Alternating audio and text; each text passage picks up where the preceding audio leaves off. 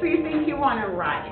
Well, writing is actually one of the most wonderful ways of expressing yourself, of having people see who you are, what you're about, and the first thing you want to consider when you decide that you want to write something is, number one, purpose. Why do you want to do this? You want to consider, what's my purpose? Why am I doing this? And who am I talking to? And at the college level, obviously you're talking to your peers, and possibly you're talking to people who have done a lot of research on your topic. So, what are some things you want to think about when you're writing? Number one, you want to make sure that you have a main idea, and you want to make sure that you have an opinion about it. That's called your thesis. You've decided what you're writing about, and you've decided what your stand is on whatever your topic is. And you want to put that in a clear sentence. Let's talk about sentences. One of the first things you need to do before you sit down to write is make sure that you understand what sentences are and the various types of sentences. And there are three. There's a simple sentence, the compound sentence, and the complex sentence. Now, go to a website like Bedford St. Martin's, and I'll put these up on the board for you. Go to Purdue OWL, or pick up a grammar book, and that will give you a really clear explanation. Make sure you understand the explanations about what sentences are before you start writing. The other thing that you need to understand is what a paragraph is. How do sentences form paragraphs? And paragraphs, you need a topic sentence, you need support, you need a conclusion. And then you need to understand how paragraphs relate to whole essays, because ultimately everything you write is an essay. And you have an introduction, you have again support or a body, and then you have a conclusion. So notice that there is a pattern in everything you write. You need your main idea, you need support, and you need a conclusion. And that goes for anything you write, ever. Okay, so you understand sentences, you understand how to put a paragraph together, and you understand what an essay is. What more is there? You have your purpose, and you know your audience. Well, you're not done. Now you need to think about the four bases for writing. Number one, it needs to be unified. What does that mean? Well, think about it this way. When you're getting dressed in the morning, do you put on, say, a green top, a plaid skirt, and purple shoes? Or do you think, well, I kind of want to match. So whatever I'm putting on, I want them to flow. I want to have some unity in the way I dress. Same thing with writing. You want to make sure that whatever you're talking about, you stay in that topic from beginning to end. And that's why you need a thesis, you need your main idea, you need an opinion about that main idea, and then you're going to proceed to build an argument for whatever it is you started out from head to toe. You need to have unity. Second thing you need is you need support. It is not okay to have an opinion about things.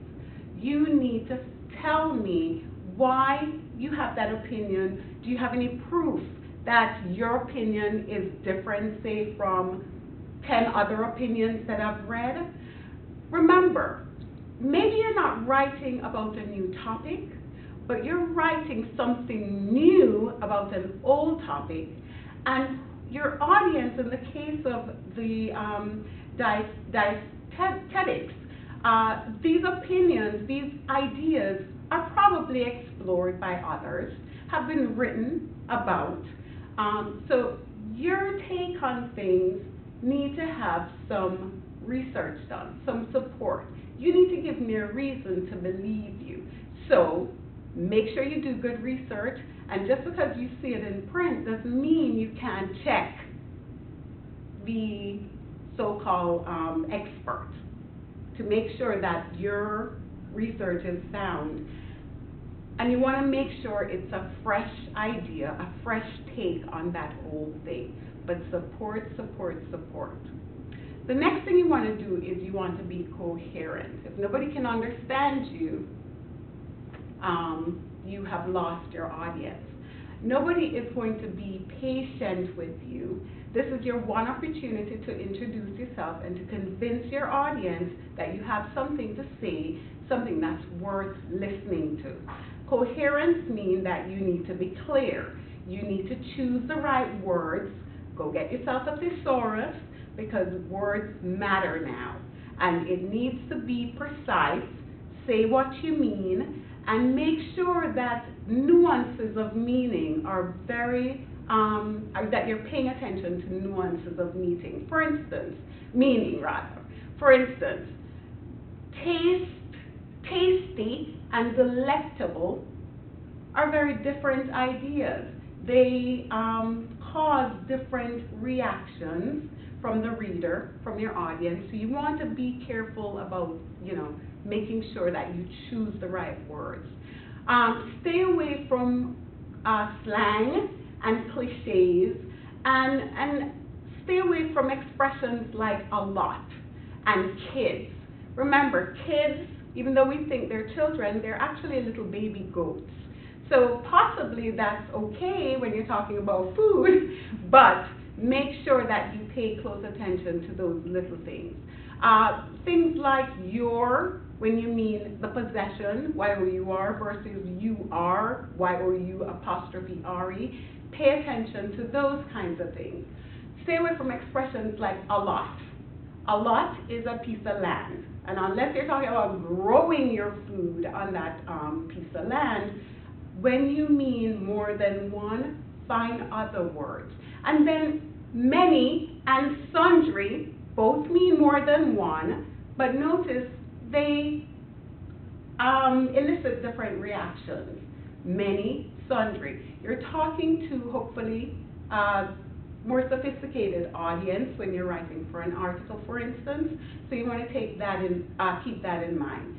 Again, it all goes back to who are you writing to, who are you trying to reach, and what point are you trying to make, and do you want to have a following or not? So pay attention to words, and words then lead into clarity.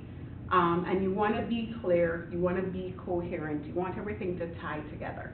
And then sentence skills. Remember at the beginning I said, make sure you understand the different types of sentences? Well, here is where you're going to need that.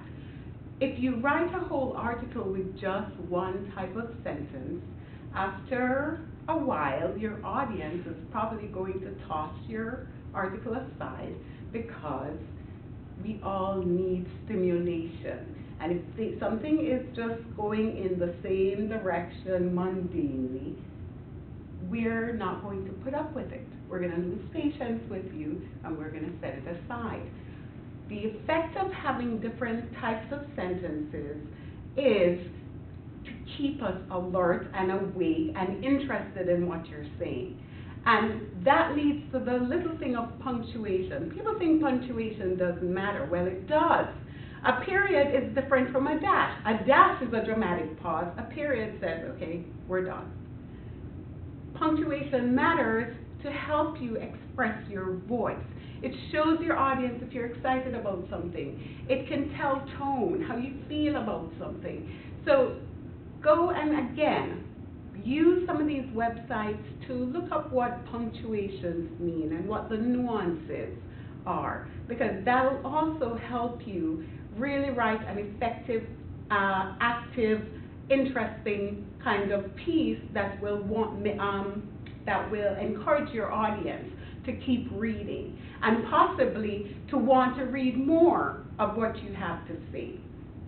Okay, also, finally, make sure to take a look at today's dietician.com, which is a YouTube presentation on the criteria that you're going to need to write your article for that particular magazine.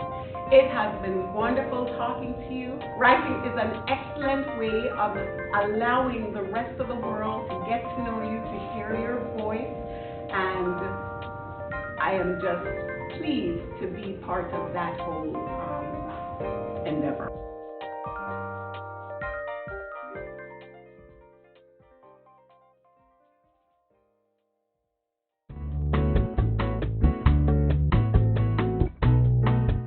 Thank you for bringing the coffee. Now, what did you want to talk to me about? We wanted to talk to you about getting our work published in today's Dietitian. We have an idea for an article, and we think the magazine would be a good place to share our ideas with other professionals. Each magazine has some specific requirements for publishing an article. Let's take a quick look at the requirements for today's Dietitian. Today's Dietitian does accept articles addressed to the nutrition professionals. This includes the following departments: bookshelf, community matters, food for thought, growing your business, practice matters, research brief. So the first step will be to determine what type of article you are writing and what department would be the best for the submission. You can go to the web page for details. That sounds easy. All I have to do is write my article and send it to one of the departments. No, you cannot just mail in the article.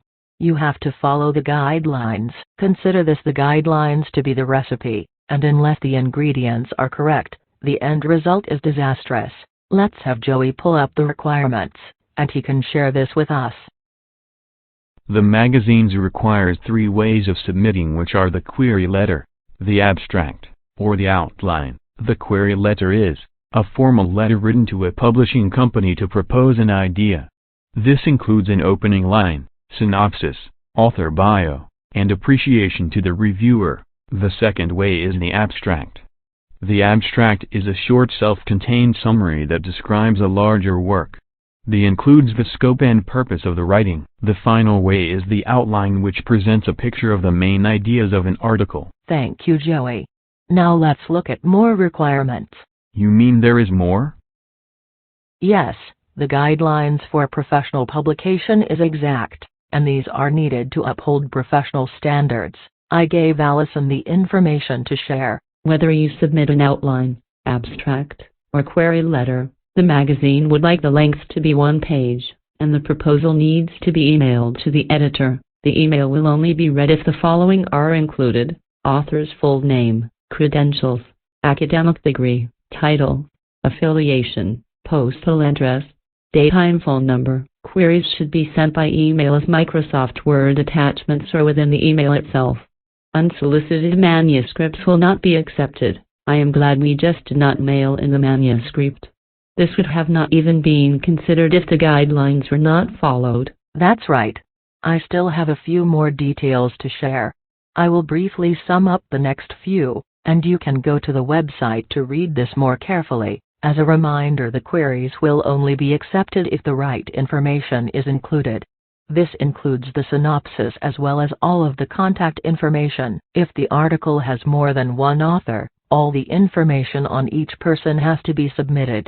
One of the authors needs to handle the correspondence. In addition to an author's biography, a signed statement needs to be included stating the idea is original and has not been submitted elsewhere.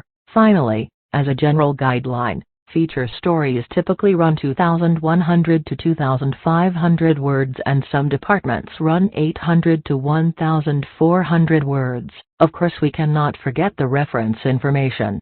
Please make sure you read this section carefully from the web page. I am just mentioning the highlights. Information from other published works should be completely and accurately referenced in the order in which it is cited in the text. List references in numerical order according to the American Medical Association Manual of Style. Do not submit more than 10 references for features and 5 references for departments. Do not list references that are not cited in the text. Provide a list of any individuals interviewed for the article and include the interviewee's full name, title, affiliation, address, phone number, fax number, and email address. Send all background material used to write the article. This can include a list of links to articles and research studies on the Internet, and PDFs of articles and research studies. What about pictures and photographs? The website contains many details about this. Basically, you need to make sure the work is original. If you use any graphics, pictures, art, or charts that are not your own, you have to have written permission from the owner. What if I want to add pictures of people I have taken? You will have to have any identifiable people in a picture give you written consent to use the picture. Make sure you visit the website to get the other information such as format and size. I want to take a moment to mention, authors are responsible for the content. This means the author has to make sure the magazine is notified about any conflict of interest. Finally, while the editors will attempt to preserve the author's voice whenever possible, all accepted manuscripts or letters to the editor will be edited for space and clarity. This is according to the magazine's style and format. Wow, this is a lot of information. I never knew so much was required to write an article. Yes, a lot is, but you will feel accomplished and rewarded when you see your words in print. I am excited, and while I know this will be hard work, I am looking forward to writing professionally.